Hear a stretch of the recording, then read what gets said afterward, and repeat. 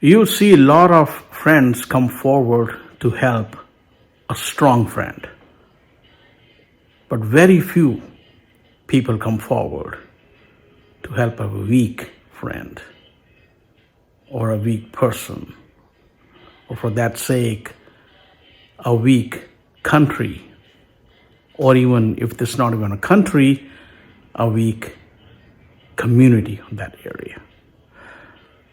And that's exactly what's going on right now. We all know what's going on between Israel and Gaza. We saw that United States, United Kingdom, Germany, France, Italy, they all pledged the help of the strong friend, Israel, although she doesn't need any help from anyone, but still everyone wants to help them. And there's no one stands against, actually I should say there's no one stand for the people of Gaza. I'm not talking about Hamas. They are brutal, they are terrorists, they are like ISIS, they are like Al-Qaeda, but not all Gazans are Hamas. You know, when the state of Israel was formed in 1948, when the plan was in United Nations, so the plan was to split the country half and half. So almost 50-50. Two-state solutions. And all these Arab countries around it, Jordan, Syria, Iraq, although Iraq wasn't Iraq formally until 1956, but still, Iraq, I think I named Syria, Egypt, and Saudi Arabia. Saudi Arabia did not involve directly, but it gave all the support to Egypt to act on behalf of them. And all these nations, they refused that idea. They rejected that idea. They don't want any Jewish state in their backyard. They say no to it. All right. Regardless, the state of Israel was formed. And they actually have more land as it was in the plan by United Nations.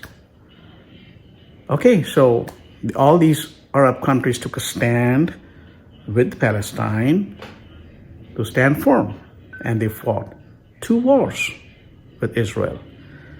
A 6-day war in 1967 and a war in 1973. So Israel took more territory after the war, and more territory.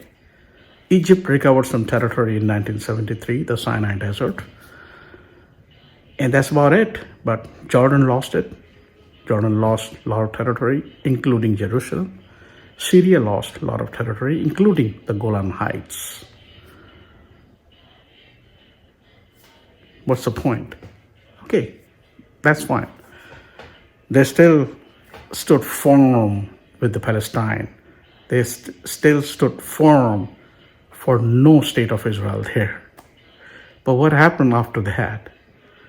Egypt, they signed the peace agreement with Israel in 1979. Out.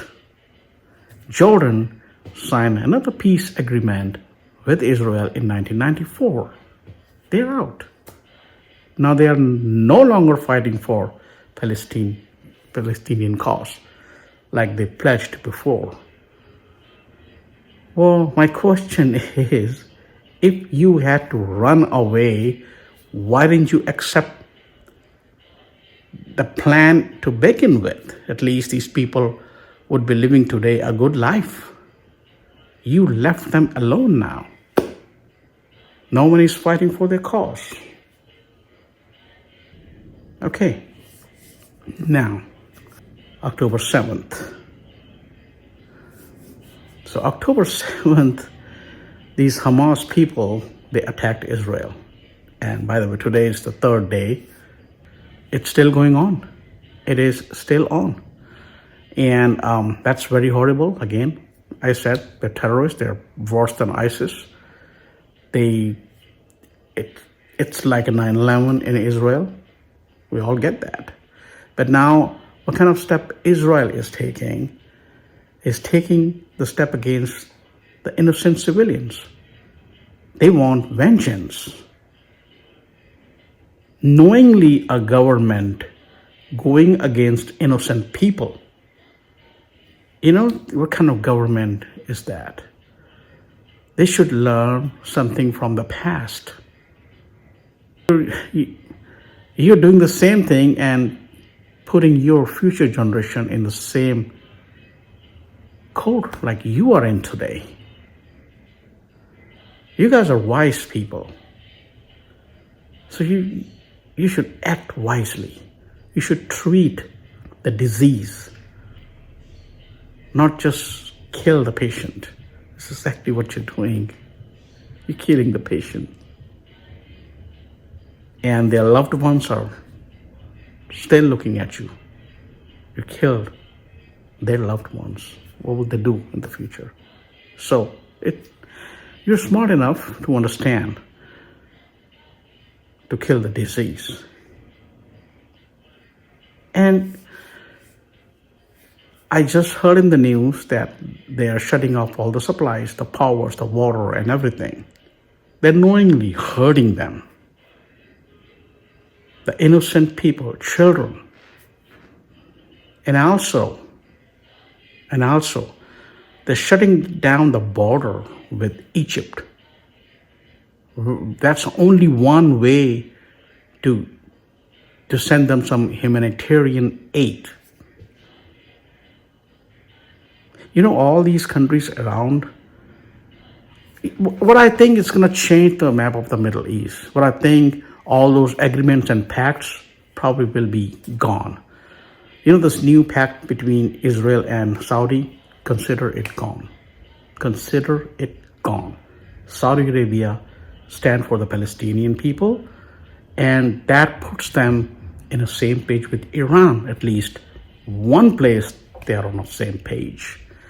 So that's going to change the map of the Middle East. And I just heard the news that there's a bombing from Syrian side, and I had the news 2 days back from Lebanon side. You know, Gaza, they might stay there for another 10 days. But if the Lebanon and Syria started, that will go years, if not months. That will go a long time. They have an abundant supply of everything. You don't want to get there. It depends upon the Israel's response on Gaza. You see the change in this Middle East, all the Arabian countries' response, how they'll come forward with Palestinian. And I really, Egypt and Jordan, they should go in all for the humanitarian help. Not saying the militarily, but they should set up the humanitarian camps right in Sinai. Egypt, the first one, they should do that. They should just do that, because there were a lot of people crossing the border towards Sinai, because all this F-16 been bombing their homes. This is what's going to happen. Jordan have access to Sinai through that Abaka, whatever, I can pronounce it wrong, but just across the bay, they can do it. Saudi Arabia, man, you are the leader of Islamic world, and you're the richest. Come on. You need to do something there.